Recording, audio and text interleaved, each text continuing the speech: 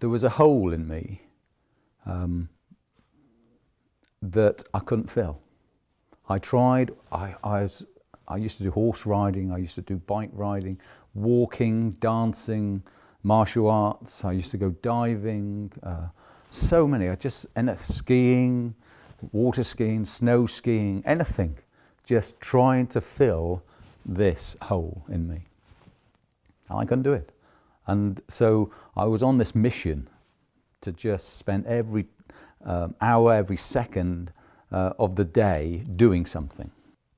And I was still grieving for my father. If anybody had come to me and say, you know, have you got a mum and dad? And I said, well, I've got a mum. But I couldn't even mention about my father. That used to be like a knife.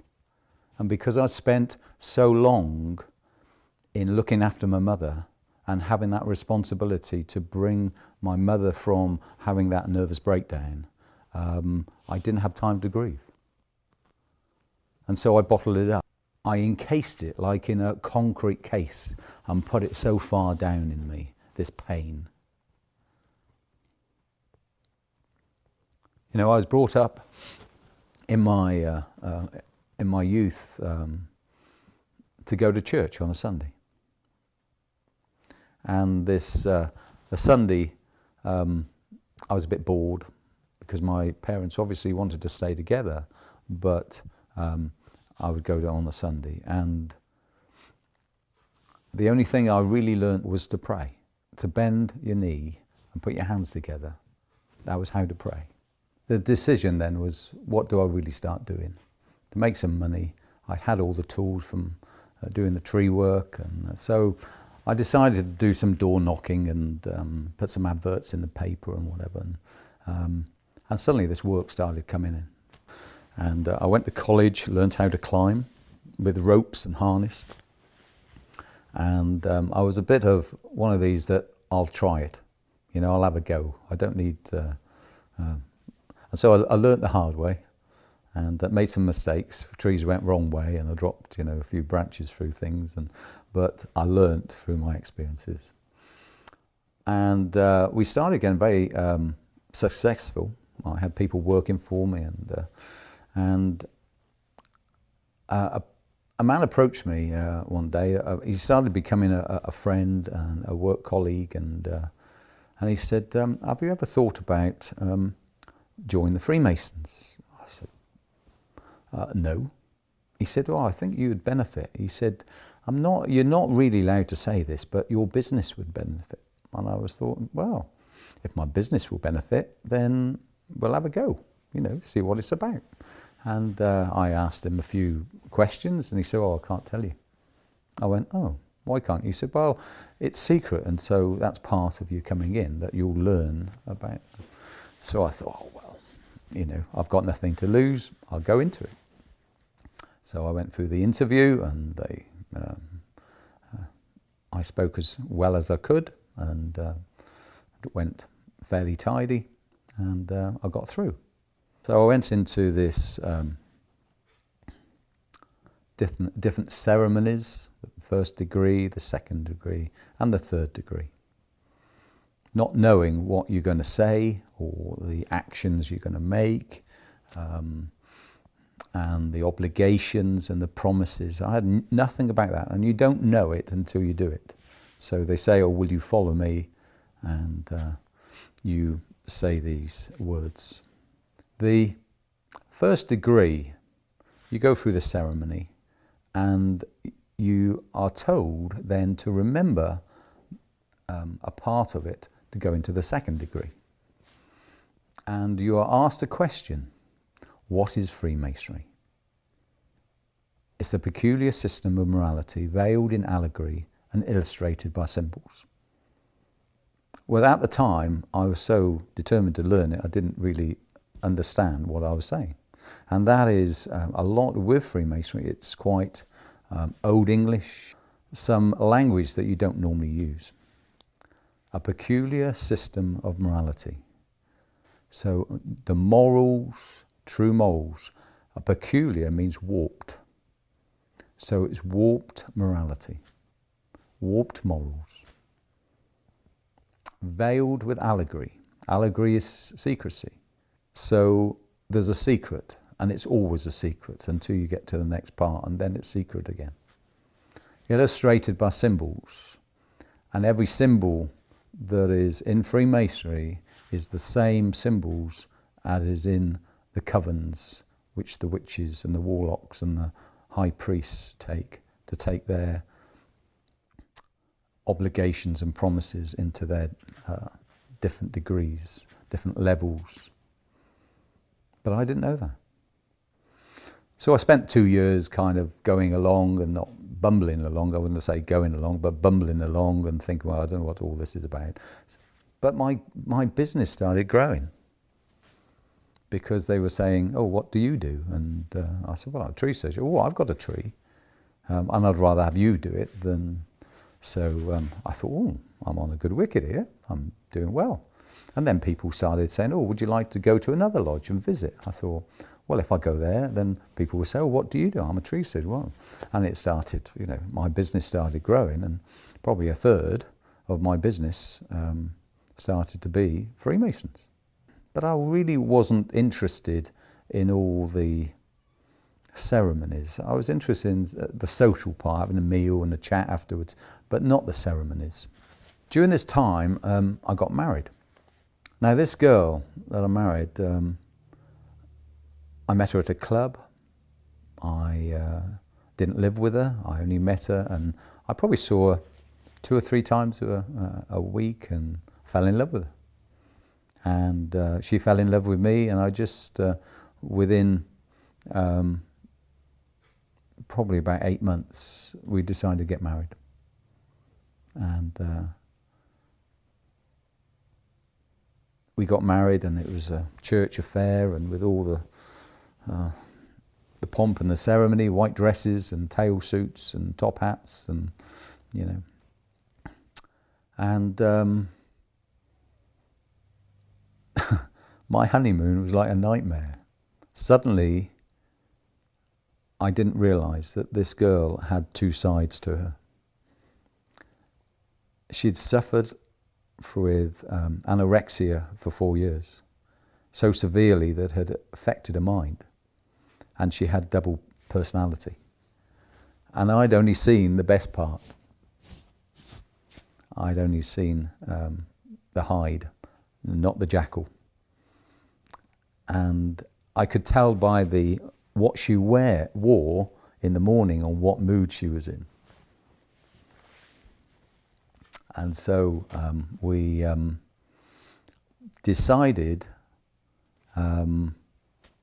after 6 months that I couldn't handle it anymore.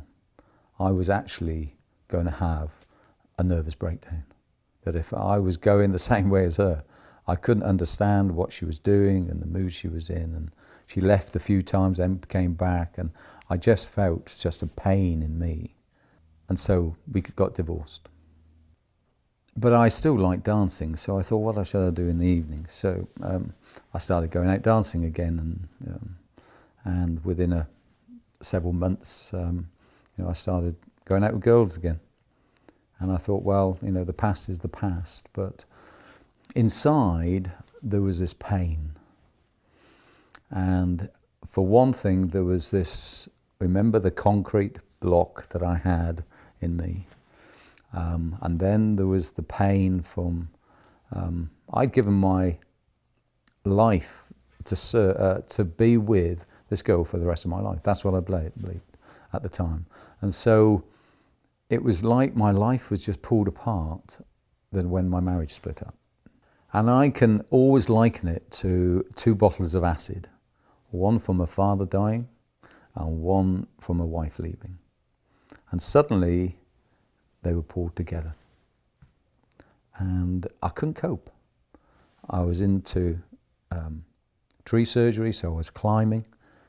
I was into dancing, martial arts, doing other things, but this hole in me and the pain, and I couldn't cope. I couldn't sleep. And when I woke up, it was still there. Remember the only thing I really learnt at church, all when I was a little boy, was how to pray. And when I came back one night from the clubs, I knelt down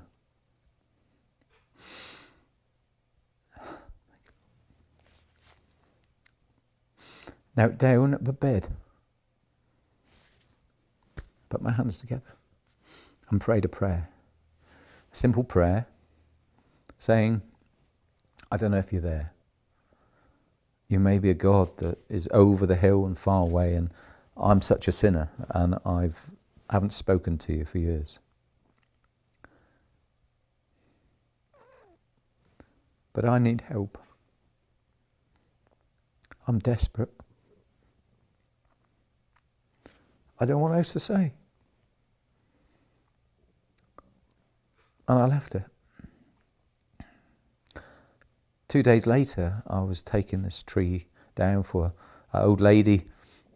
She was in her middle 70s.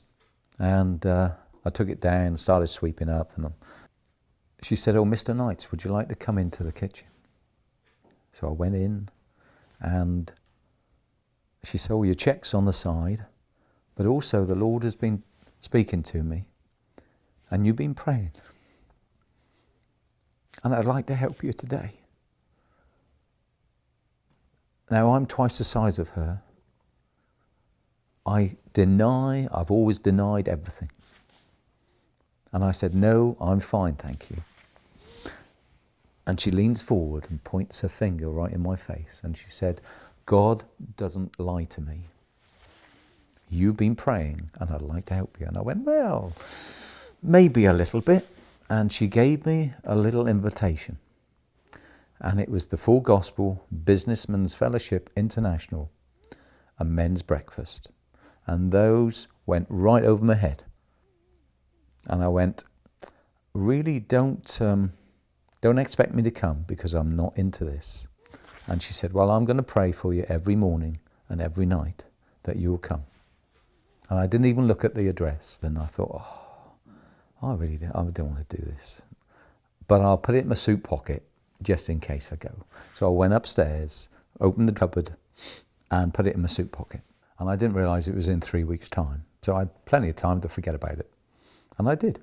Forgot all about it and carried on in my life. And this particular morning, about 8:30, which was most unusual for me because I'd been dancing and meeting young ladies until the early hours. And I used to sleep until about 11 o'clock. And so I look at my watch and it's 8:30 thinking. And I feel full of beans, I feel wide awake, and I feel something I've got to do. Something leads me to the wardrobe. And I put my hands in the pocket and draw out this, this is 3 weeks after this lady had given it. I'd forgotten all about this card. I looked at it, the Turak Hotel, which is one of the main hotels in Torquay, 9 o'clock, breakfast. And I love breakfasts. And you know, the Lord just knows how to get you, you know. And anyway, I get in my truck and drive down there. I get down to the Turak Hotel 3 minutes before 9. Think, good, I don't have to talk to anybody. I'll see what it's about, have my fried breakfast and then go and do some shopping. So I go in and I start walking up the steps, and this lady is on the top of the steps. And I was expecting her to say, nice day, thank you for coming, but she didn't. She pointed a finger right in my face again and said, the Lord had to get you up and remind you to come. And I went, oh, whoa, this is spooky stuff. And, oh, I don't know if to go in, because I've never had anything like this before. But probably the smell of the bacon and the eggs and whatever. And I thought, I'll go in, but be very careful. Anyway, I went in and this lady sat the other side of the room, and I sat next to two ladies. And I was quite comfortable with that and started chatting, had this lovely breakfast. And suddenly they said, well, we'd like to introduce you to this man, and I can't remember his name, to share his testimony this morning. And I went, oh. Right, okay, I'll just carry on eating. Anyway, he started talking. I thought, You know, his life was so much like mine. He'd lost a parent, and he was into martial arts, and he was a very physical man. And I think, I could virtually write this for him. So much like that. So I started listening. And in the middle of his story, his testimony, he said, there was a man in here that you've been brought up as a Christian. You've sang to God. You've been taught about God. And you prayed. Of course, I was in the choir. I was in an Anglican church, high Anglican church, with all the frills and the frocks, and it didn't impress me too much when I was a lad. And I've been to Sunday school, where I was bored out of my mind, and but I had prayed, and I thought, so how does he know this then? Because I looked around and think, is there anybody in here that knows me? I thought there isn't anybody at all. There was about 80 people in there. I thought, and I felt like he was talking to me. And he said, you may have sang, you may have learnt, and you may have prayed, but the Lord has brought you here this morning to become a born-again Christian. I went, wow. And suddenly it was like a flash of a video. And I don't know if you've ever had, in a flash of a second, I saw me praying, this woman who spoke to me with the apple tree, something getting me up this morning, and me getting here. There was a chain of events that brought me here, where the Lord answered my prayer. Thank you, Lord. Now, I could have totally denied it, but it was like a washing machine going on in me, and I knew in my heart that God had brought me there, answered my prayer. Now, I've got a choice now. Nobody knows that I'm the guy that he's speaking about. And he said, will you come forward? And I thought, my backside stuck to my seat, and I thought, yeah, right, I'm not going to go forward. What, amongst 80 people and make a fool of myself? No. And he said, it's all right, the Lord's just told me, just join hands and we'll pray a prayer of salvation. I thought, okay, now if there'd been a man either side, I wouldn't have held his hand. It's really strange, isn't it? The Lord knows your heart, and he put two ladies there. And I thought, yeah, I can hold these ladies' hands. And he said, I'm going to go through a prayer where you're a sinner, and you ask the Lord to repent, and you ask Jesus Christ into your life. And I thought, yeah, I can do this. So I prayed the salvation prayer, and suddenly the presence of God hit me. And I was carrying a weight. It was so heavy. And I used to be able to carry, you may know the old cement bags, the little, the new cement bags are more like carrier bags. But the old ones were 100-weight carrier bags. And I could carry two of them on my shoulder and run to a site and just tell the guys, you take that one and you take that one. And it was that kind of weight suddenly lifted off me. And the Lord said, I'll have that weight. And this backpack that I didn't realize was there had so much in it. And over the years that, the unforgiveness and the bitterness and the anger and the blame and everything else that had come, within this backpack, the Lord said, I'll have that. And he took this backpack off. And I had to look at my feet to make sure that I was still on the ground. I felt so light. And I felt that the Lord had totally touched my life that morning. And I cried. I started crying. I haven't been able to cry since my father died.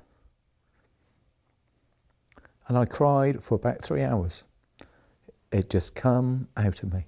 And it was flowing. And people gave me tissues and handkerchiefs, and I just cried and cried. And the Lord was washing me. So after this amazing experience, that I knew God had touched me. So as I was leaving, after several hours of crying my eyes out, I came out of the hotel, and I heard God's voice, so plain, so clear. And he said, finish with the girl that I'd started going out with. And I'd been going out with her for several months. And he called her by her name even. And so I went, oh, yeah, okay, I'll do it. But you know, Lord, I said, you know, God, that she's a bit theatrical. And you know, she's fallen in love with it. And I know that I'm going to have such a scene. And I really need the courage to do it. And so he told me again.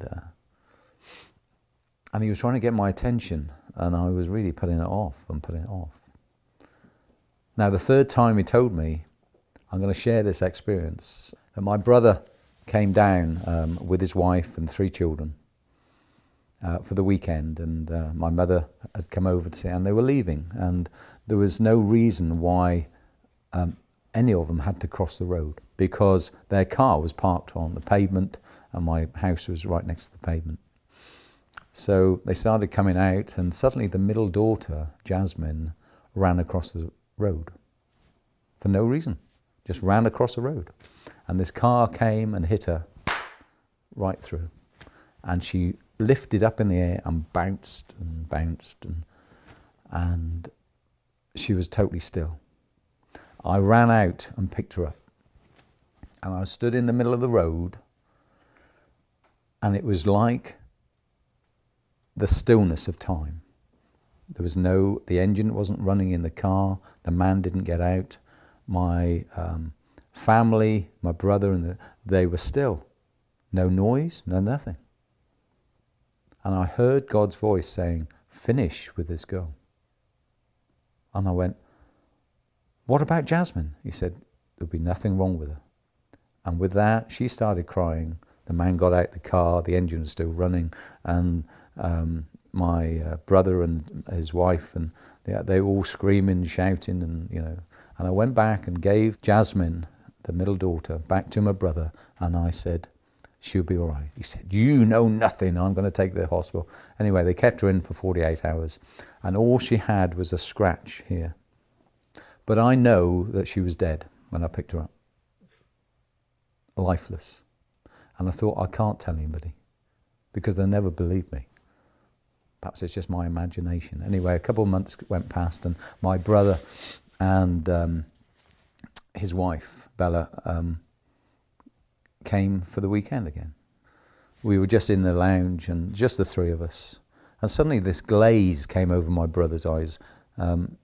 He doesn't believe in God or Jesus or nothing. He just doesn't believe in anything. Suddenly this glaze comes over my brother's eyes. I think, I wonder why he's... And then Bella asked me the question.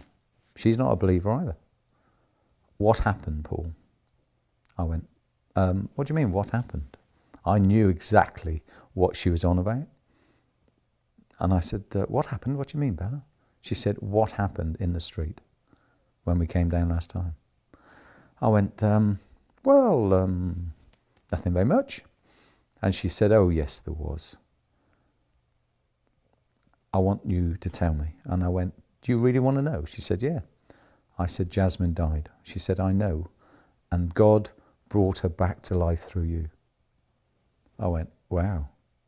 I said, how do you know that? She said, I knew. She knew on that day that God had brought her back to life through you. Cool. Talk about a revelation and confirmation. So, immediately from when she was knocked over, I went to this girl's house thinking, oh, here we go, we're going to have fireworks and all the, And I knocked on the door, and she opened the door, and I said, I'm sorry, we've got to finish this. She said, fine, and shut the door right in my face. I thought, and I was stood there with this door so close to my nose thinking, no, that can't be it. That she's going to open the door again. And she didn't. I thought, it can't be. It can't be that easy. And it was. The scripture says the Lord goes before you and prepares. And I went, well, surely she loved me more than that. Surely. I think, well, I don't know, I'm a bit put out there, really. Anyway.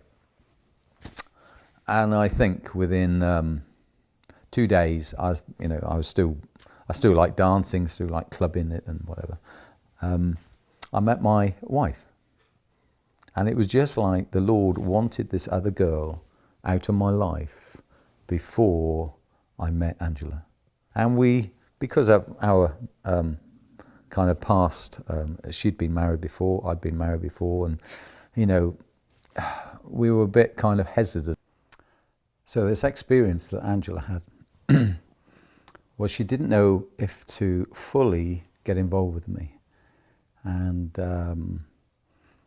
in a way she was praying, but not, she was just kind of asking fresh air. You know, am I really meant to be involved with this guy? You know, he's got a background, I've got a background, and, you know.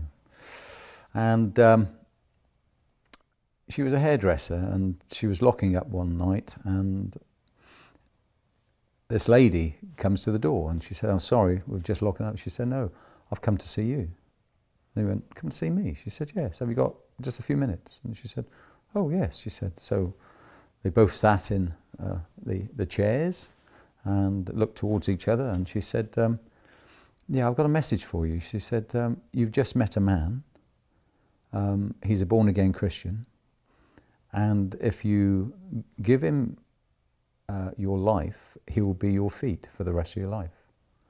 And you need to trust him, and he's the man for you. And that's the message I've got for you." And so she went, oh, right, thank you very much. Now, she didn't know that I was born again. I hadn't told her. We hadn't got to that place, really. She turned the seat around and suddenly turned around to say this lady had gone. So she rushed to the door, and it's a 3 to 4 minute walk either way before, you know, any more roads or paths or anything. And she rushed out and put her head either, and this lady had gone completely. And really believed that that was a messenger. It was an angel that has been sent to tell her. So she came back, and I saw her that night, and she said, "Paul, are you a born-again Christian?" I went, "Yeah, I am." And she said, "Well, I've had the most unusual experience," she said. "And I feel totally at peace," she said, "that we are meant to be together." I went, "Oh, good." So through this time, I'm still a Freemason. And after I'd given my heart to the Lord, I thought Freemason was actually godly. And so I wanted to spend more time in it and put more effort into it. So I spent the next 12 years putting more effort into it. And I got higher and higher up the scale in the different offices, and I became responsible for all the building. Anything needed doing, I'd get it done. All the social activity, I changed that, and so I got very well respected. And the year before I was Master of the Lodge, it was a summer's day or summer's evening, and I went into the lodge, sat down, and we have to be quiet in lodge while the ceremony, and suddenly this cold chill comes in. And there was a saying that somebody walked over your grave, and it was that cold, icy feeling went right through my body. And I went, whoa. And I felt all night in this room that there is something wrong. And so when I got home that night, I felt that I had to do something. And Angela said, "Did you enjoy the evening?" I went, "No, I didn't." She said, "Oh," and I explained what it was. And then she said, "Why didn't you try another lodge?" So I went to another lodge, which was, that week, and I had exactly the same experience. And I thought, what on earth is going on here? Now, I'd had an experience of the Lord about 12 years before. I thought, there is a God, and he did speak to me, and somehow I'd lost touch. I didn't go to church, I didn't speak with other Christians, but I knew I was born again, but I was in Freemasonry. And so I was working up on Dartmoor, near Haytor, and I had 6 staff by then. I was doing some tree work and clearance, and I said, "You carry on what you do." And I climbed up to a high rock, and I climbed up to this rocks, and I just lifted my arms up and said, "God, I need to know if you want me in or out of Freemasonry. And I need to know this week. I want you to tell me if I need tapes or literature. I need a total stranger to tell me. And I need the written word. I didn't own a Bible. So how I prayed that prayer, I felt that I opened my mouth and these words came out of my mouth because I had no preconceived idea what to say. So the 2 days went later and this man gave me he said, "Oh, Paul, I really feel led to give you this CD, and or 2 CDs, and it both on testimonies of Freemasons that had such a godly experience that called them out of Freemasonry. But they talked about the demonic as well and what they were involved with. And I thought, what on earth am I involved with here? After all this time, I still didn't know that I was in witchcraft. Then somebody invited me a couple of days later to a men's meeting up in Cleobury Mortimer, and it was the Full Gospel, which all those years ago it invited me to into breakfast, and I went along, and I just felt God speak to me and say, "Go, but be expectant." And that morning I got there, that I had the breakfast, fried breakfast as usual, lovely, and I went to the furthest part of the dining room. And this total stranger came and sat opposite me, and he said, I believe God wants me to sit with you today because he wants me to share my testimony about Freemasonry. He just shared his testimony, how God brought him out of Freemasonry and all the ins and outs. And then in the afternoon, this total stranger came up to me and said, "You're Paul, aren't you?" I went, "Yes."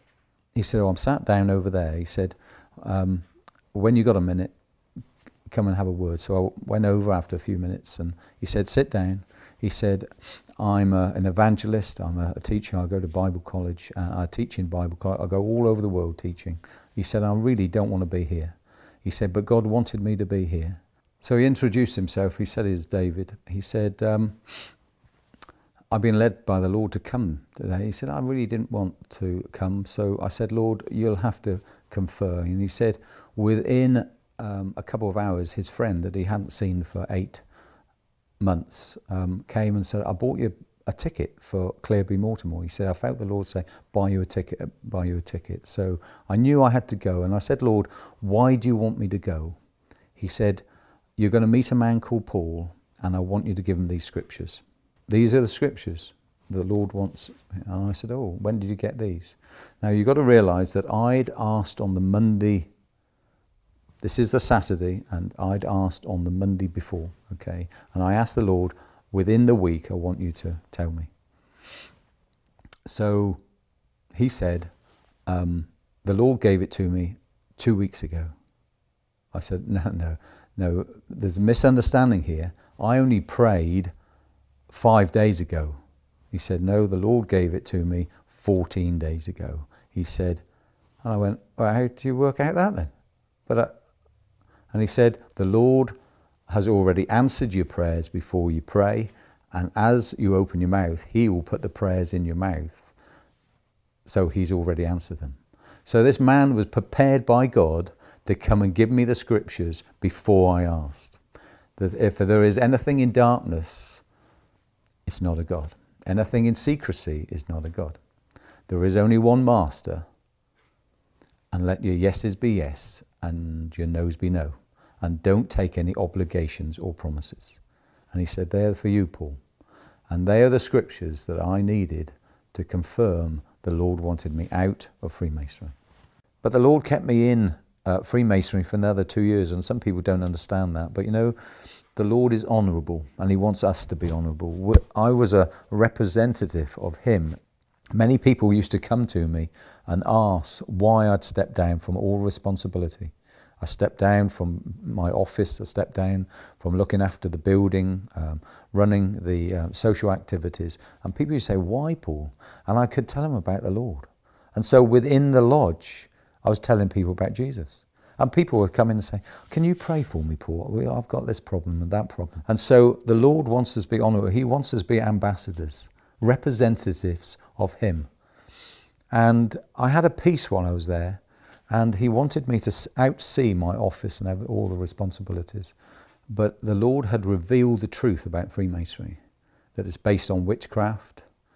So I didn't want anything to do with witchcraft. Even after all these years, I totally was like veiled. And it talks about the veiled in allegory, veiled in this secrecy. And I was in that, not knowing. The Lord had taken this veil away and suddenly shown me what the truth was about Freemasonry. And it's the roots of Freemason. And there were so many men that are in Freemasonry, and you don't know that you're in a satanic and demonic society. And so I said to the Lord, you've obviously shown me, so how do you want me to come out? Do you want me to write a letter and, slip it under the door and do a runner? And he said, no. I said, well, what do you want me to do? Now, in Freemasonry, if you're late, you normally have to be knock on the door after the first degree and then being ushered into the lodge, and you make your apologies in front of the master, and then you are ushered to a seat. And he said, I want you to go back into the lodge. I went, I don't want to do any more signs, obligations. I don't want to do that, Lord. He said, you won't need to. I want you to be 10 minutes late. Now, it was amazing that for about 120 years, this meeting in my lodge had been always on a Monday. For some reason, I can't remember the reason, but it was changed to a Wednesday, and there was a lot of lodges don't meet on a Wednesday. And so the masters from other lodges are encouraged to visit as a master other lodges. Okay. There was a lot of the masters were free on that Wednesday because they weren't meeting themselves. So they decided to come, but I didn't know this. And so instead of having 70 or 80 people, suddenly there was twice as many men in this lodge, and they had to bring in extra chairs and whatever. So I'm totally oblivious to this. I've been working all day, and the Lord had told me particularly to be 10 minutes late. And so I went around the corner, 10 minutes late. I got 9 minutes, and it would take me a minute to get up the stairs. So I went up, and there was somebody called the outer guard that stands outside the lodge, and he's protecting any stranger coming in. And he said, hello, Paul. He said, cool, if you'd only come a minute before. He said, there's so many people in there tonight. He said that if you'd been 9 minutes late, you could have got in. I went, thank you, Lord. And so they opened in the first degree, then we knocked, I went in. And the Lord had told me to stand facing the master of the lodge and say, I love you, all of you. I come with love. And of course they all went, oh yeah, because by this time, I've been in it 14 years. They all knew me or respected me. They went, oh yeah, well done, Paul, yeah, we love you too, kind of thing. And I said, but because of the curse that has been put not only on myself but my family, I denounce Freemasonry as a satanic and demonic society, and I resign. Suddenly, there was a quietness that hit that place. Nobody said a word. And it seemed like minutes, but I'm sure it was only probably seconds, but it seemed like a long time. Suddenly, the person who had taken over my role as, because I should have been in that chair, I should have been the master of that lodge, and I was facing him, and he was a 33rd degree Freemason, and he started banging that gavel, which is a hammer, wooden hammer. He started, get him out, and his face distorted, and he looked evil as he was here. He was so angry, and these two people who had brought me up and ushered me, they ushered me out the door. And we got to the front door, and one of them pointed his finger at me, and he said, you will never work again in this area. And I said, the Lord is my shepherd, I shall not want. And he ran off. And we need to know the word. And the word was in me to speak. And people would say, you must have lost so much work. My business grew. The Lord will honor you. If you stand up for the Lord will honor you. And that I put him first. says, first seek the kingdom of God and his righteousness, and then everything will be added unto you. And so many people put their ideas and their jobs and their wives and their families and their health and everything else first, and then think of God. Well, try and plug in the Lord Jesus Christ into your life and he will change it. But first seek him and his righteousness. So when I came out that night of Freemason, I denounced it, and I was already involved with the church, and there was a couple praying with my wife and my family while I was in that lodge. And when I got back, all of us went to the church and actually stood up on stage and said what I'd done. And there was a woo, there was a cheer, and then people started coming and saying, we've been praying for you for months, Paul. And it worked out that there was about 200 people that had been praying in that church for us to be released, and for the scales from my eyes to drop out. And the Lord honours those prayers from the body of Christ. The Full Gospel that I'd, Businessmen's Fellowship that I'd joined, they'd been praying as well. And within 3 months, I was president of Full Gospel Businessmen's Fellowship. And the Lord started telling me, and through my testimony, so many Freemasons have come out. I'm going to tell you that, the Lord loves those that are Freemasons. He loves those that are in darkness. He loves those so much that he died for them at the cross. He doesn't want you to reject them. He wants you to pray for them with all your heart. Fast and pray. But I want to say to you that if you don't know Jesus Christ today, this evening, whenever you're watching this, this is the opportunity.